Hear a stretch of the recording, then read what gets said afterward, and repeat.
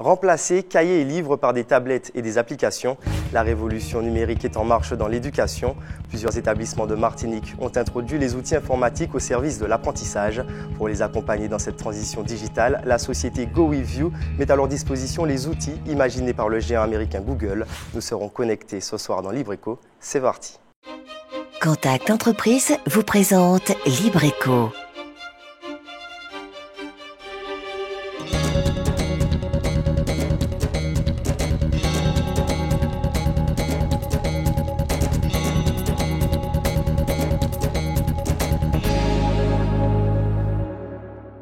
Bonsoir à tous, bonsoir Manuel Mondésir. Vous êtes associé GoWithYou, partenaire Google France. Vous êtes également chargé du développement des activités en Amérique du Sud et dans la Caraïbe. Est-ce que le numérique représente l'avenir de l'éducation? Chez GoWithYou, nous pensons que le numérique à l'école, avec un usage raisonné, peut avoir un impact considérable sur la société, sur l'école, notamment pour nos territoires isolés. Est-ce que c'est facile de lui faire sa place finalement dans une école classique? En fait, l'école a peu évolué. Mais notamment en Martinique, si on n'évolue pas maintenant, en fait, on va être coupé du monde. Et paradoxalement, si on sait utiliser le numérique de façon positive, on va être capable de désenclaver nos territoires et d'arriver à en créer localement des personnes, des talents qui pourront avoir en fait un rayonnement au niveau international. Des outils informatiques au service de l'éducation. GoWithYou accompagne les établissements qui souhaitent faire leur transition digitale quand l'école fait sa mise à jour. Un reportage de Thomas Turard, Daniel Rano et Christelle Varsovie. Cet outil pourrait être utilisé justement pour des visites virtuelles d'endroits très loin d'ici. Ces élèves du séminaire collège sont des privilégiés. Ils ont été choisis pour une démonstration de réalité virtuelle. Leur professeur Pascal Luzieux et Manuel Mondésir, partenaire Google, leur propose une expérience inédite, un voyage au Brésil et la découverte de l'espace depuis leur classe. C'était très enrichissant, c'est très réaliste, c'est très impressionnant parce qu'on s'y croirait vraiment, on dirait vraiment qu'on est dans le paysage. C'est comme si on passe en voyage, franchement c'est bien. Ça aurait été bien qu'on puisse avoir des cours comme ça. Ce rêve n'est pas si éloigné de la réalité. C'est ce que propose la société GoWithYou grâce à la solution Google Éducation aux établissements scolaires. Elle est composée d'une suite d'applications et d'un ordinateur, le Chromebook. Aujourd'hui, 80 millions d'enseignants et d'élèves utilisent ces technologies développées par le géant américain Google. Dans la solution, qu'est-ce qu'on va trouver? Par exemple, une solution de classe connectée qui s'appelle Google Classroom, qui permet aux enseignants de mettre à disposition les ressources, les informations sur le cours, les polycopies, etc. en quelques clics. Et ces enseignants peuvent aussi partager leurs ressources avec leurs collègues. Les élèves, eux, ont donc accès à leur contenu, quel que soit le support qu'ils utilisent, un mobile, une tablette, un ordinateur, et à n'importe quel moment. Les professeurs vont aussi pouvoir mettre à disposition et donc donner des devoirs, que ce soit des devoirs individuels ou collectifs. C'est ça qui est vraiment la force de Google, c'est qu'on peut collaborer en temps réel jusqu'à 1500 personnes, donc c'est vraiment révolutionnaire. Est-ce que le café, pour vous, est-ce qu'il est lié à l'histoire de la Martinique? Vous rédigerez bien sûr ces documents maintenant, vous allez le faire ensemble. Une vingtaine d'établissements publics ou privés utilisent déjà Google Éducation en Martinique. Ici, à l'EGC et l'école de gestion et de commerce, c'est la solution qui a été retenue par la direction pour les élites de demain. Alors au quotidien, ça va du transfert de documents, d'informations, mais ça va aussi en live faire des tests, des quiz directs avec des solutions de correction immédiate. C'est de la gestion de planning partagé, aussi bien par les enseignants que par les équipes administratives, que par les étudiants. Donc j'allais dire, on est gagnant-gagnant. Ouvert seulement aux établissements délivrant des certifications accréditées par l'État, Google Éducation, c'est une dizaine d'applications et la possibilité d'y accéder à partir de tous les supports numériques. Un vrai plus pour ses étudiants. On peut mieux communiquer avec les professeurs.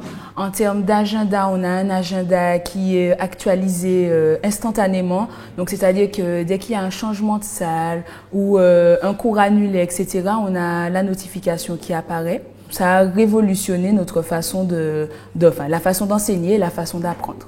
L'autre avantage qui n'est pas négligeable, c'est la sécurité. C'est-à-dire que l'ordinateur, ils ont tendance à faire des mises à jour, etc. On peut toujours retrouver nos documents grâce à notre adresse mail et notre mot de passe. Donc, on n'a pas ce problème de perdre des documents et on peut les retrouver partout où l'on est. La plateforme, elle est incroyablement simple et incroyablement puissante. Et en une année, enfin en quelques semaines, mais en une année, on peut faire un très beau projet. Mais en fait, mon accompagnement, il est souvent sur plusieurs années avec les établissements parce qu'on va monter en fait crescendo par rapport à des désirs qui vont être aussi croissants par rapport à ce qu'on peut faire avec la plateforme. Voilà. Mais le centre, vraiment, quelque chose qui me passionne, c'est cette logique de collaboration. Pour bénéficier de l'accompagnement de Go With You, les établissements doivent débourser en moyenne près de 5 000 € pour la formation Google Éducation. En 2018, Go With You prévoit d'accélérer son développement dans la Caraïbe et en Amérique latine. Comment fonctionne concrètement ce système? Alors en fait, c'est peu connu, Google Éducation, et pourtant c'est 80 millions d'enseignants et d'élèves qui l'utilisent au quotidien dans le monde. Alors comment ça fonctionne? Google Éducation, c'est deux choses. Premièrement, une suite logicielle, d'accord, qui est gratuite, à condition que vous soyez un établissement scolaire ou un établissement certifié par l'État. Et après, il y a la suite matérielle, qui sont les Chromebooks. Je pense qu'on aura l'occasion d'en parler. Je vais faire d'abord un focus sur la partie logicielle. Donc, cette suite qui est gratuite à destination des établissements scolaires va permettre la collaboration et la communication entre les enseignants et les élèves. Les enseignants vont pouvoir créer des classes virtuelles où ils vont pouvoir mettre à disposition des ressources, donner des devoirs, que ce soit des devoirs individuels ou des devoirs collectifs. On va pouvoir gérer des agendas, notamment les emplois du temps. On va pouvoir permettre, par exemple, aux élèves de travailler à plusieurs, donc jusqu'à 1500 personnes d'ailleurs, sur des documents de traitement de texte, de feuilles de calcul, de présentation. Et les élèves peuvent même créer des sites Internet sans avoir de connaissances de code informatique. Et Go With You, en fait, on va accompagner en fait, les établissements à la fois sur la partie technique et la partie pédagogique pour mettre en place ces solutions. Donc une évolution des données en temps réel. Quels sont les avantages de tel système dans une classe? Alors, déjà, pour la classe, c'est incroyable. On va pouvoir montrer, j'espère tout à l'heure, que dans une classe avec les Chromebooks, donc qui sont la solution matérielle, un enseignant peut voir en temps réel tout ce qui se passe sur les écrans des élèves. Il peut prendre le contrôle, il peut pousser du contenu, il peut fermer un onglet à distance. Donc, il y a vraiment cette logique de contrôle qui est très importante. Et puis surtout, ce qui, vous l'avez senti, est fondamental pour moi, c'est la logique de collaboration. C'est-à-dire que les élèves peuvent travailler ensemble sur un même document. L'enseignant peut, lui, avoir la capacité d'avoir la contribution individuelle, même sur un projet collaboratif. Est-ce que cela peut aider à la concentration des élèves? Alors, en fait, ce qui est assez intéressant, c'est que les endroits où on a mis la solution, les enseignants nous disent « Eh bien, dis donc, les élèves n'ont jamais été aussi calmes ». Après, moi, je suis pour un usage raisonné du numérique. C'est-à-dire qu'on n'est pas obligé d'utiliser 100% du temps les outils informatiques, le Chromebook. On peut très bien commencer une activité de collaboration, un QCM, un travail en collaboration, du traitement de texte, etc. Et puis après, basculer sur un mode classique. Il n'y a pas du tout de souci par rapport à cela. Justement, on reproche souvent aux jeunes d'avoir le nez dans les écrans. Est-ce que cela peut avoir un impact sur la santé dans la durée? Alors, pour moi, il faut avoir du bon sens. D'accord? Encore une fois, je ne suis pas pour un usage 100% du numérique. Et puis, je crois beaucoup à l'idée de contrat. D'accord? Par exemple, bon, je suis un parent et j'ai souvent mon smartphone dans la main. Un des contrats à la maison, c'est de dire, à un moment donné, le soir, pourquoi pas, on peut déposer des outils numériques et ne plus les utiliser. D'accord? Il faut limiter l'exposition. Le numérique est pensé pour les enfants, mais aussi avec les enfants. Il ne faut pas que les parents démissionnent en disant « bon tiens, il a sa tablette ou il a son téléphone, donc je peux faire autre chose ». Non, il faut qu'on accompagne les enfants. Il convient donc de trouver un équilibre entre l'éducation des enfants et l'apport de ces nouvelles technologies. Cela demande un encadrement spécifique. Avec nous pour en parler, Olivia. Olivia, bonsoir. Bonsoir, bonsoir, bonsoir Désir. Bonsoir, bonsoir, monsieur Loïc Régis. Je suis ravie de vous retrouver ce soir, car en Martinique, et partout dans le monde d'ailleurs, est-il un sujet plus important, plus essentiel que l'éducation de nos enfants. À l'heure de la révolution numérique, les nouvelles technologies de communication se développent à toute vitesse et s'imposent comme des outils ludiques, indispensables, porteurs de métiers à créer. Et il est donc nécessaire de former les jeunes citoyens martiniquais au monde de demain. Difficile, en effet, et vous l'évoquiez d'ailleurs, de défaire un adolescent de son smartphone. s'il a la chance d'en posséder un, du moins, moyennant plusieurs centaines d'euros, bien évidemment, pour les parents en général. Alors, outre les conduites addictives, inquiétantes, que l'on constate parfois dans l'utilisation de ces appareils par les plus jeunes, et c'est là que je vous poserai ma première question, Manuel Mondésir, pour des parents, et dans le cadre de la scolarité de leurs enfants. Acheter des stylos, des cahiers, oui, bien évidemment. Une calculatrice scientifique, c'est une évidence. Des livres, des manuels, également. Mais un ordinateur ou une tablette, cela représente un certain coût pour les foyers martiniquais et c'est une vraie question. Est-ce que, concernant ces évolutions éducatives, les enfants issus de foyers sans ordinateur ou sans connexion ou dépourvus d'une connexion Internet ne seront pas lésés durant leur cursus en comparaison avec leurs autres camarades? C'est une excellente question. Je vais répondre en plusieurs points. Lorsqu'il y a eu les intempéries, les ouragans dans la Caraïbe, notamment la Caraïbe du Nord, oui, j'ai été contacté par l'OECS, l'OECO en français, l'Organisation des États de la Caraïbe orientale, oui, par rapport à un besoin. Ils avaient prévu des investissements en tablettes, en ordinateur. Or, finalement, il faut reconstruire les écoles. Donc, ces investissements, ils seront dans la reconstruction.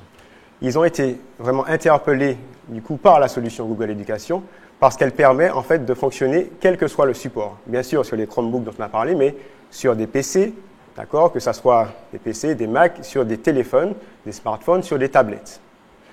Ce qui est très important, c'est que, a priori, il y a au moins, dans les foyers, un smartphone ou une tablette qui va permettre la continuité d'usage pour l'enfant qui empruntera donc ce matériel à son parent qui pourra en plus faire l'activité, comme on disait, avec lui.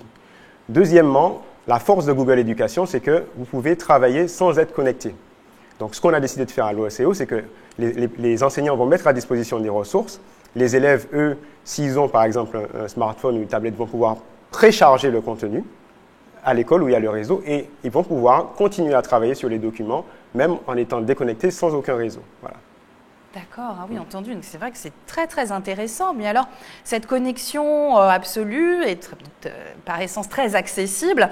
Juste après Big Brother, et donc à l'ère du Big Data, la question de la protection des données aussi fait l'actualité, puisqu'en janvier dernier, le projet de loi défendu par la ministre de la Justice, Nicole Belloubet, prévoyait un système de contrôle plus souple sur l'utilisation de ces données. Autrement dit, des sociétés telles que Google, entre autres, qui collectent et détiennent de nombreuses informations sur les utilisateurs devront, en cas de perte, de vol ou de divulgation, protéger et prévenir très rapidement les autorités sous peine d'amende pouvant aller jusqu'à 20 millions d'euros si le projet de loi est adopté en l'état. Alors pour en revenir à la plateforme éducative, chaque Martiniquais et chaque habitant de la planète, puisqu'on parle vraiment à échelle internationale, a, au cours de son parcours scolaire, peut-être eu une appréciation moyenne, une note passable, un décrochage. Cela arrive à tout le monde, c'est la vie, chacun son parcours. Est-ce que le programme de Google Éducation prévoit une réelle confidentialité de ces données et surtout pourront-elles être exploitées durant le parcours professionnel de ces adultes en devenir? Alors c'est une excellente question de nouveau. Merci. Les données, c'est fondamental. Ce qui fait que Google Éducation existe aujourd'hui, c'est que c'est une solution qui a été validée. D'accord ? Donc, si je parle de la partie éducation nationale, Mathieu Gendron, qui est le directeur du numérique au niveau de l'éducation nationale, a normalisé les relations donc, avec les GAFAM, Google, etc. Mais il faut bien comprendre qu'il y a une différence, et je suis très heureux d'être là pour l'expliquer, entre les solutions de Google pour les particuliers, c'est-à-dire que vous avez une adresse Gmail, et les solutions dans l'éducation. C'est très, très, très important de comprendre ça. Dans Google Éducation, les données appartiennent à l'établissement scolaire, aux élèves, aux enseignants. Google n'a pas le droit d'exploiter ces données à des fins publicitaires. Google n'a pas le droit d'exploiter ces données pour des tiers. Donc, les données sont véritablement les données en possession et la propriété des établissements. Il y a Google Takeout qui permet en un bouton de pouvoir récupérer l'ensemble de ces données pour les basculer, pourquoi pas, dans une autre solution. D'accord ? C'est vraiment très, très important. Le deuxième point par rapport à votre intervention, c'est que Google est en conformité avec le RGPD. Donc, les entreprises, je pense les chefs d'entreprise qui nous regardent, les établissements scolaires aussi, savent ce que ça veut dire. Ça veut dire le règlement général de la protection des données qui va entrer en application en mai 2018. Google est prêt sur cela depuis 1 an Et on peut avoir la garantie, donc avec toutes les normes ISO, les normes SOC 2, SOC 3, que véritablement les données sont traitées avec respect, dans le respect donc des normes de l'Union européenne. Et c'est également le cas pour le piratage? Alors, en fait, j'aime souvent dire que on entend souvent parler de piratage au niveau de Microsoft, des ordinateurs, mais très rarement de Google. Pourquoi? Google, en fait, a 600 ingénieurs qui travaillent en temps réel sur la sécurité des données. Deuxièmement, Google a mis en place un programme qui s'appelle Google Vulnerability Reward. Et en quoi ça consiste? Alors, peut-être que ça va vous intéresser, vous. Il y a des récompenses de plusieurs millions de dollars, d'accord, qui sont ouvertes pour des personnes qui trouveraient des failles, d'accord, dans les services de Google. En général, ces personnes, après avoir reçu leur prime, entre guillemets, rejoignent les équipes de Google. Google se dit qu'ils préfèrent avoir en leur sein compétents. Voilà, des collaborateurs compétents pour pouvoir lutter justement contre ces failles. Donc, honnêtement, s'il y a quelque chose qui est dans l'ADN de Google, c'est la sécurité. Entendu. Donc on parle vraiment d'une actualité très fraîche. Justement, d'ailleurs, la semaine dernière, le ministère de la Santé a publié un nouveau modèle du carnet de santé qui sera distribué à partir du 1er avril à tous les jeunes parents, dans lequel figureront des messages sur l'exposition aux écrans qui comportent des risques non négligeables que nous connaissons aujourd'hui bien évidemment. Mais nous devons former la prochaine génération, évidemment, de travailleurs à ces outils numériques, car cette connaissance est une des conditions de leur réussite future. C'est inévitable. Alors, à quelle fréquence, dans ce programme de Google Éducation, à quelle fréquence en moyenne nos jeunes pourront être exposés à ces écrans qui peuvent avoir de véritables conséquences sur la santé? Et est-ce que ce programme prévoit d'associer une démarche de prévention à cette initiative? Alors, il ne faut pas qu'on se marche sur les plates-bandes. C'est-à-dire que la partie prévention, et vous l'avez dit, c'est très important qu'elle soit portée par l'État avec tous les organes de l'éducation, de la santé. C'est très, très important. Donc, ce n'est pas à Google de faire ce travail-là. Maintenant, Google est investi, et donc si on va sur le site de Google Éducation, on verra quand même des conseils en termes d'utilisation à la fois la partie logicielle et la partie matérielle.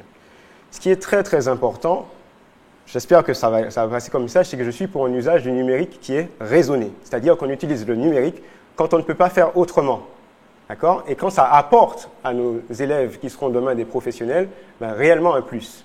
Quelquefois, les enseignants qui m'appellent souvent Monsieur Google me disent Monsieur Mondésir, comment on pourrait faire ça? Je leur dis bougez pas, je me retourne et je prends dans mon sac une feuille et un crayon. Je dis voilà comme ça.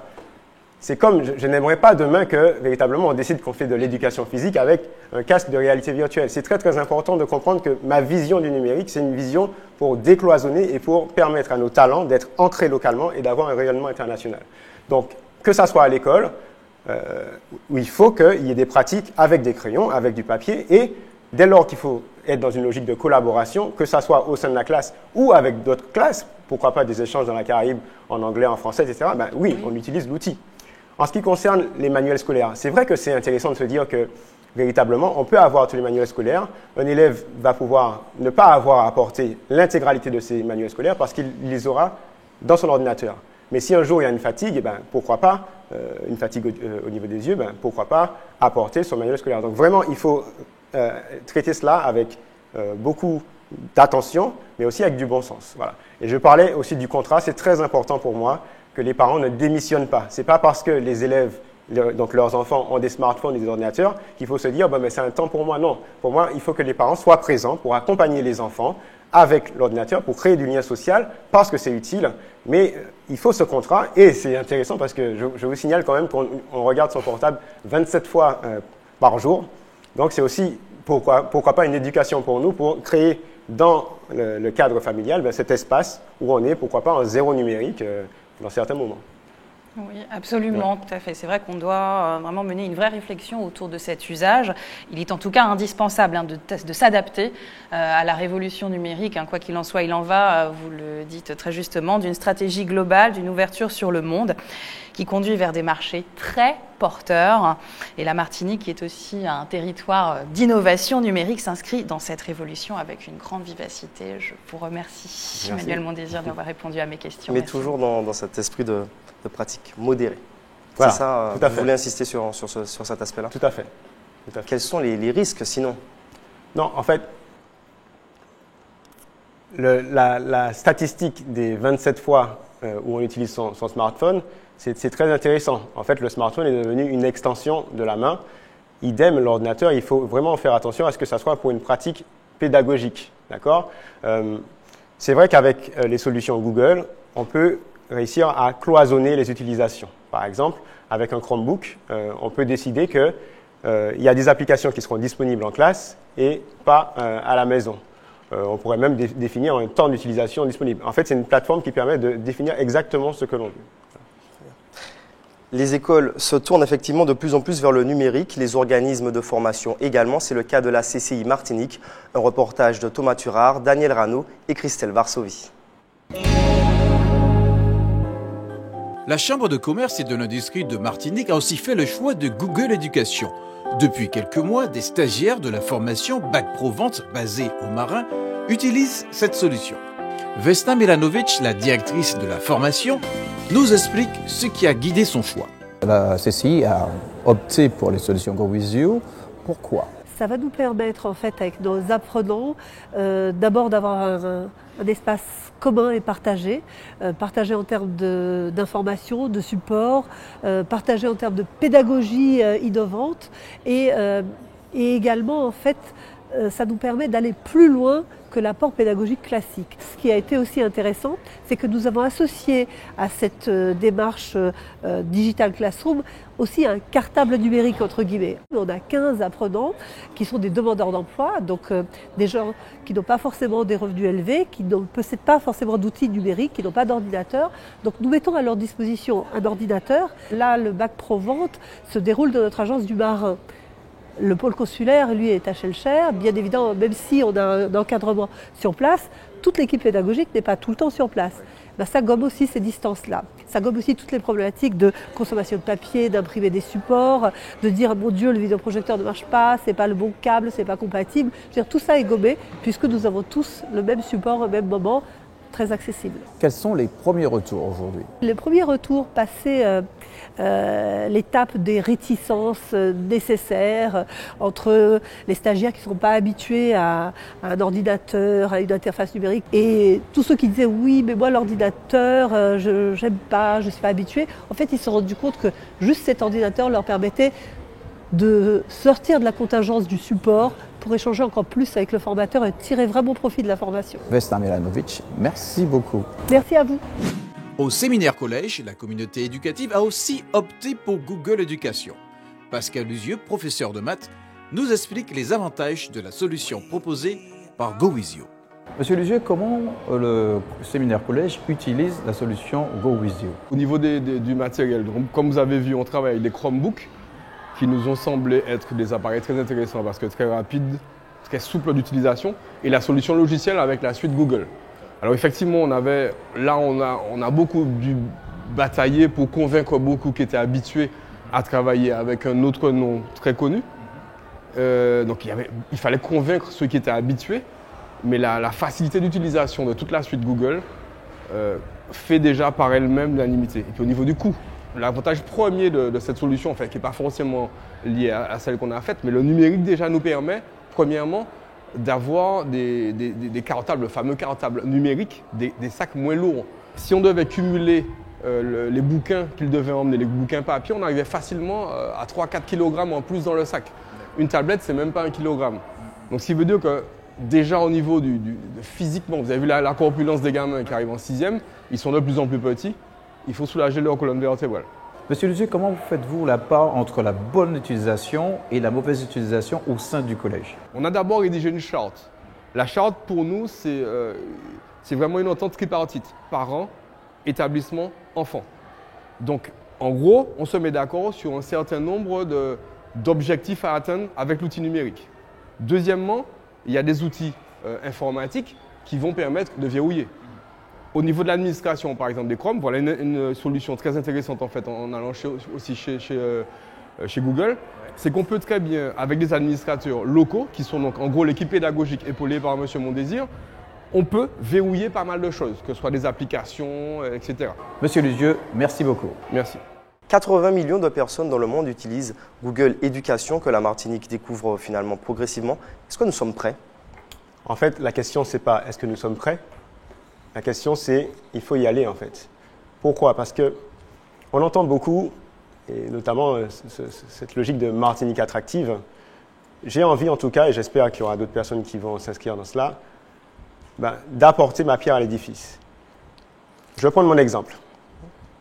Il y a quelques années, moins de 2 ans, parce que je suis rentré, je vivais au Brésil, j'étais le directeur d'Orange là-bas. Quand je suis rentré en Martinique, j'ai senti dans les regards, finalement, que c'était comme si c'était un échec. Parce qu'on voit une Martinique qui est petite.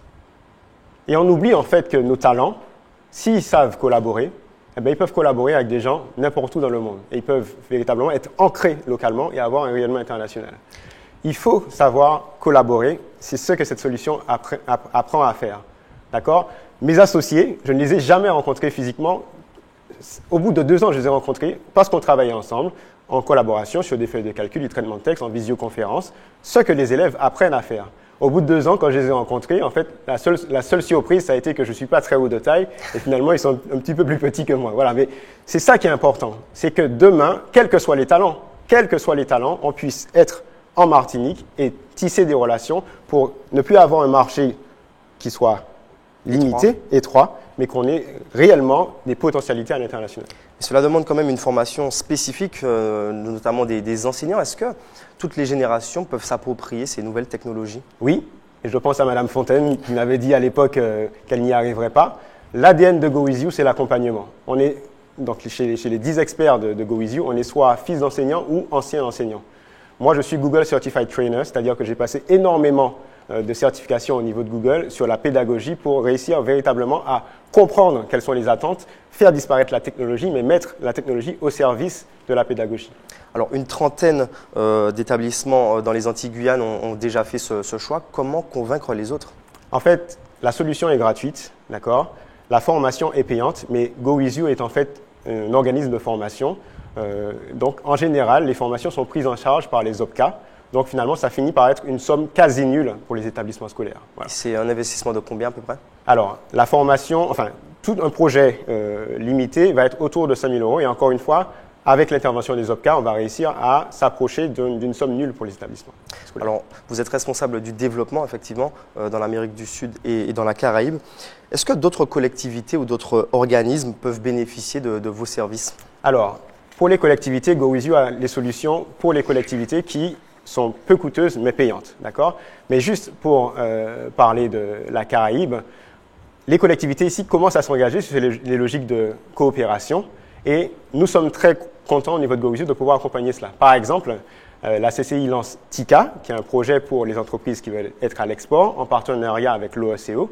Et donc, il va y avoir des entreprises qui vont pouvoir dire « moi, je veux aller à l'export à Sainte-Lucie, etc. » Des étudiants de Martinique mais de l'OECO vont travailler sur les projets d'entreprise en multiculturel, c'est-à-dire des personnes de Sainte-Lucie, de Martinique, de Saint-Kitts, sans jamais s'être rencontrés grâce à la plateforme. Vous voyez ce que je veux dire? Ils vont collaborer. Et c'est très, très intéressant que les étudiants de Martinique entendent cela, parce qu'ils vont pouvoir améliorer l'anglais. Deuxièmement, tisser des relations avec des Saint-Luciens, des Dominicains, etc. Ce qui fait que partout dans la Caraïbe, enfin l'OACO, ce qui fait que demain, s'ils ont un projet dans la Caraïbe, ce ne sera pas comme moi qui prends mon bâton de pèlerin à la découverte. Non, ils auront déjà tissé des relations et ça, c'est formidable parce qu'on est en train, encore une fois, de dire que on tisse réellement une Caraïbe économique à partir de la Caraïbe pédagogique. 60% des personnes aux États-Unis en fait, ont déjà fait appel à Google Chromebook, 20% seulement en France. Pourquoi un tel écart? Bon, ça veut dire qu'on a pas mal d'opportunités au niveau de GoWithYou. C'est vrai que c'est des solutions qui sont en train d'arriver. GoWithYou est le premier revendeur de Chromebook, donc les ordinateurs Google, dans l'éducation. C'est un peu connu, mais c'est une révolution. C'est des ordinateurs qui coûtent un peu plus de 200 €, qui sont complètement versatiles, c'est-à-dire utilisables par plusieurs élèves. Ils sont très facilement administrables, c'est-à-dire qu'un responsable informatique n'a pas à intervenir sur tous les ordinateurs. Il peut pousser les livres, il peut pousser les applications, etc. Et j'ai surtout parlé de la logique de sécurité et de contrôle, où véritablement on peut contrôler en temps réel les écrans, par exemple dans une classe, ou en asynchrone. Merci Manuel Mondésir d'avoir accepté notre invitation. Merci à vous d'avoir suivi LibreEco en notre compagnie. Avant de se quitter, place à l'agenda Contact Entreprise de la semaine. Mardi 20 mars, déjeuner débat avec Christophe Bassot, chef de service de l'INSEE en Martinique. Mercredi 21 mars, les entreprises adhérentes à Contact Entreprise participeront au Forum des métiers au collège Gérard Café au Marin. Contact Entreprise participera au Forum Collège Petit Manoir au Palais des Sports du Lamentin. Signature de la convention association des classes préparatoires des Antilles à 15h à la Tour Lumina. Jeudi 22 mars, visite d'Albioma. Vendredi 23 mars, Contact Entreprise interviendra à la première édition régionale des masterclass de l'alternance au Palais des Congrès de Madiana. Libre Éco, c'est terminé. On se retrouve la semaine prochaine pour un nouveau numéro. Bonne soirée sur ATV.